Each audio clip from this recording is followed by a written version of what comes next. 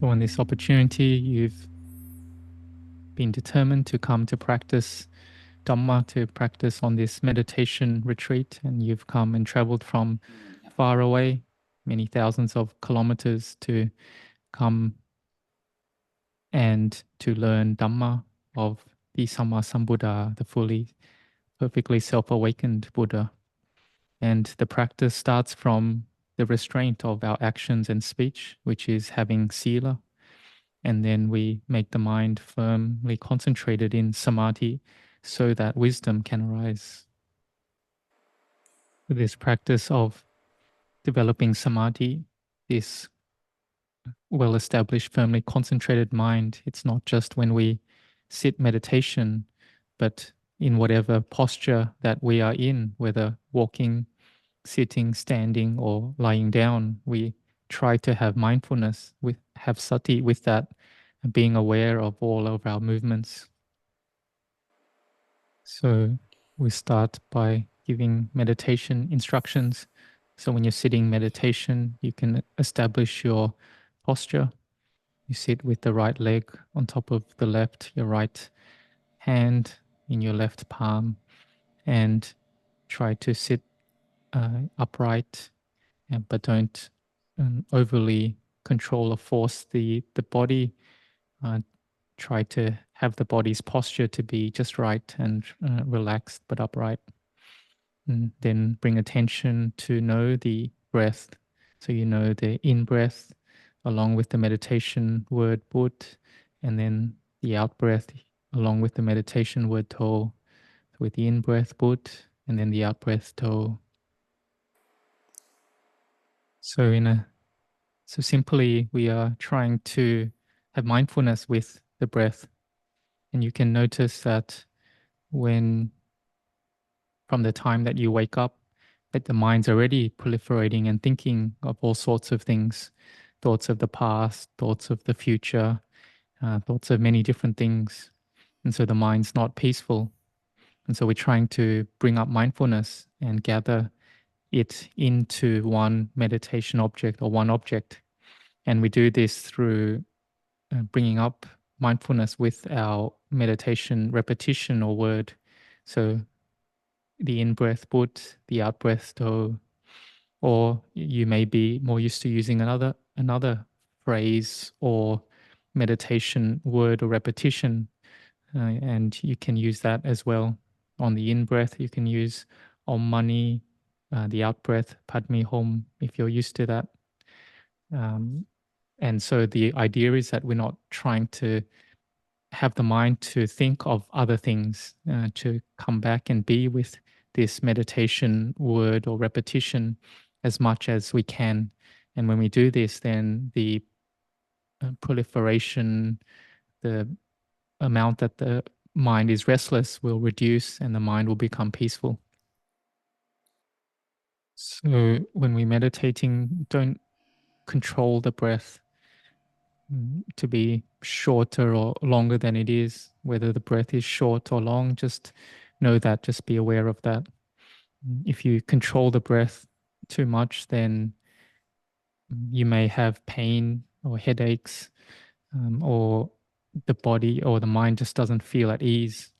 And so just try to have this more feeling of being at ease along with having mindfulness with the in-breath and out-breath, in-breath But, out-breath To, and try to put down the thoughts of the past, the thoughts of the future. You're not interested in them, and bring the mind to the present moment.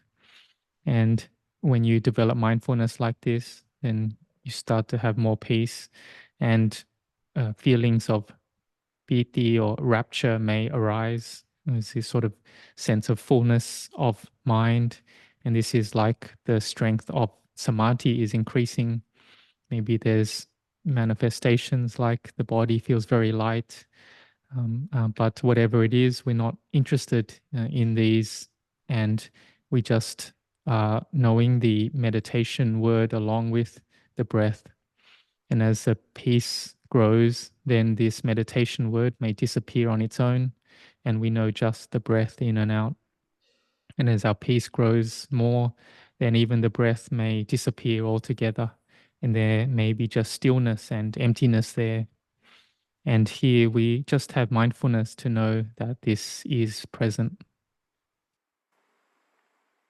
And when the mind becomes peaceful and still like this, then we may let go of all conventions. And so the conventions of being a monk or a nun or a lay man or woman, being Theravada or Mahayana, uh, they don't arise. None of these conventions are present. And there's just stillness and peace, and our mind is in samadhi, concentration. And all these things become one. The Dhamma is all. This is the oneness of the Dhamma. And we have this knowing or wisdom that all things are impermanent, unsatisfactory, not self. They're all inherently empty. So this is developing mindfulness when you're sitting meditation, but outside of meditation, wherever you can meditate as well when you're in the walking posture. And when you're walking, then with the right foot, the left foot toe, keeping the meditation repetition word there. And whatever activities that you're engaged in, whether you're eating, you're doing any duties, then keep your mindfulness with the meditation word as much as you can. And also try to speak very little as possible, but instead develop lots of mindfulness. So before we practice sitting meditation, and pause 如果谁要问， opening 可以举手啊。现在龙婆给机会大家。any questions, give an opportunity for any questions that any may have in regards to this, to meditation. I read the biography of the Krubajans, great meditation masters of Thailand, and they talk about becoming enlightened, attaining nibbana, about the mind that is liberated and that becomes free from suffering, and don't understand what about this in the Pali text. They don't tend to talk about this.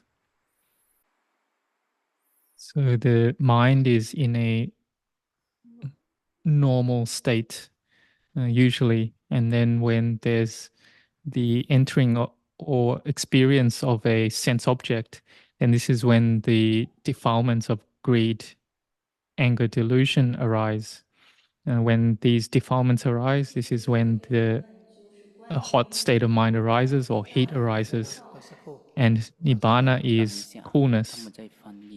And so if we can reduce or lessen these defilements of greed, anger, delusion a bit, then to that extent, then the coolness of mind arises.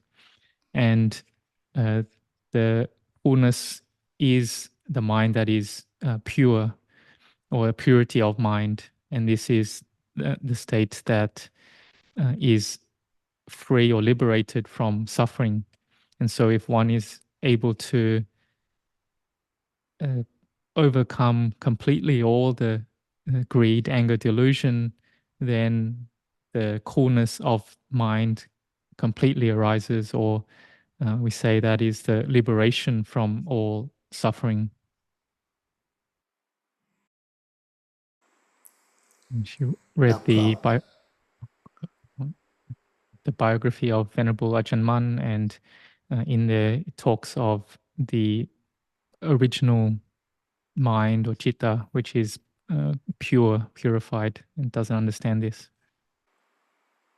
So the mind that is clear can be compared to like the clear or clean water inside a vessel, and this is the mind. The clear water is like the mind. And this is the state that before there is proliferation coming up, the state of the mind is like that clear water. And then proliferation then arises coming from ignorance, and then a sense of self arises, and then there's the defiled states of mind arising. And so in the practice, we're developing mindfulness, trying to know in time this proliferation as it happens or as we experience it. And then the radiance of the mind arises, the purity of the mind arises. And so we can see like a baby, and a baby doesn't really know anything, but we can ask, does that baby have a sense of self? Yes, they do, but it's not yet clearly seen or clearly evident. Their faculties aren't developed yet. The brain's not developed yet. They haven't really used it. The memory is still small, and so they don't attach to things or have clinging in the same way like an adult does. And so this is why we think that a baby looks very pure. And this is then the state of the mind that is still and empty, but then later on the defilements enter, and then the mind attaches, clings, and then this is the cause of suffering to arise. Sorry. So then the practice, in the Dhamma practice, we're trying to then develop mindfulness in order to know in time this as it happens, as we experience it, so that we can let go of it.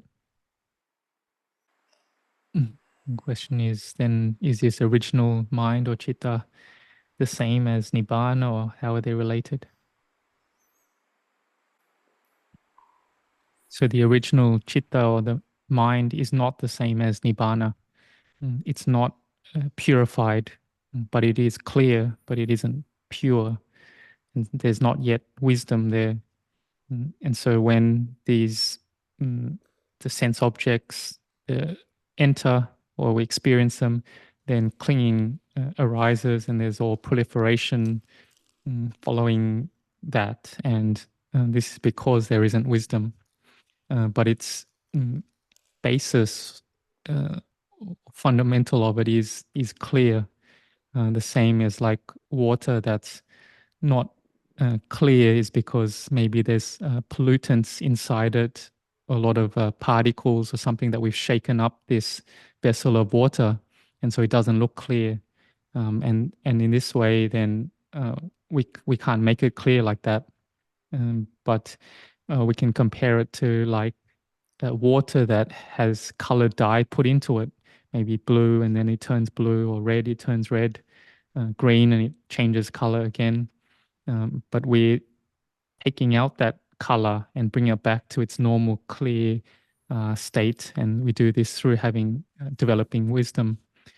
And we are practicing then to develop mindfulness so that we can know all the sense objects as we experience them, have the understanding or knowing that all things are ultimately, all things are impermanent, unsatisfactory, and not to be taken as a self. Then this is when the purity arises, and it arises bit by bit. And when it's completely full, then we can say, then that is Nibbana. Then this is then when there's no more birth in samsara or in future and renewed existences.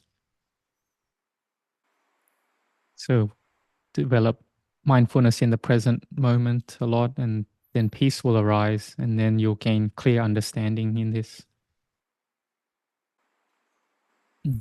Question about that she's practicing following the teachings of Venerable Ajahn Mun, Venerable Lungta Mahabua, and she practices with the breath, in and out breath, along with Bhutto, trying to develop mindfulness in all of the postures, and finding that her meditation is not that good. And so should she use more just Bhutto only as the meditation word only, or with the breath as well? What's more appropriate for her?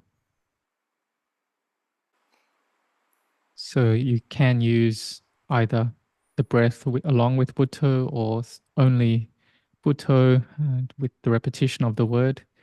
But just see that if that method that you choose to do, that if it brings up a good level of peacefulness, then you should use that method a lot. I think she asked that if she tends to like to escape from difficulties and problems when they arise. So if when facing a problem or experiencing one, then if you don't think about it, that problem, then is that okay or not? So there's two ways. Is that one way is that you flee or escape from the problem or try to avoid it. And the second way is that you understand that problem and you understand it with wisdom. And so the first way you try to flee and escape and evade it, and you don't contemplate it and investigate it as well. And that's because when you experience it, then it brings a mind a lot of anxiety and disturbance there. The second way is having the wisdom in order to understand that thing that you're experiencing and you're able to let it go. And so you know that all things arise from a sense of self, or they come from a sense of self. And so if you know then all things self, are not self, then you're able to separate then the mind from the object, from the experience there. And then when problems arise, then you know it with wisdom and you're able to let go.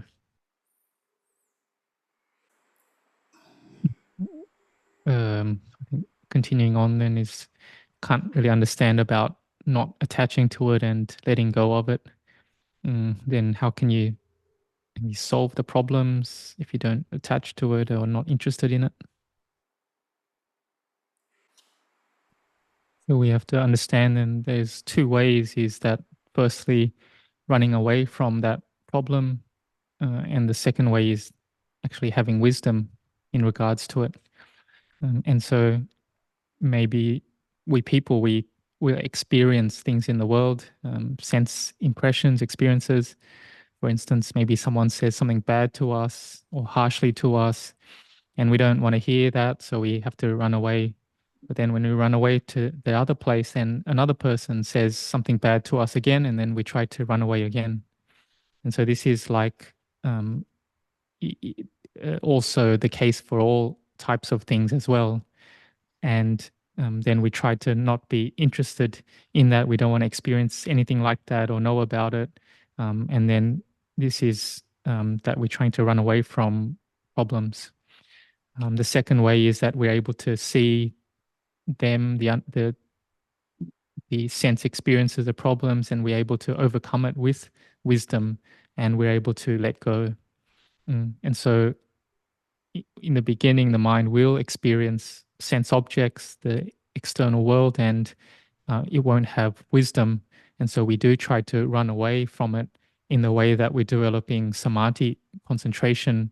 This is like we're trying to escape or run away from the sense objects. This type of samadhi isn't yet a true wisdom, but it's a peaceful mind, or the mind brought to calm. And it's brought to calm from all the proliferations and thoughts and hindrances.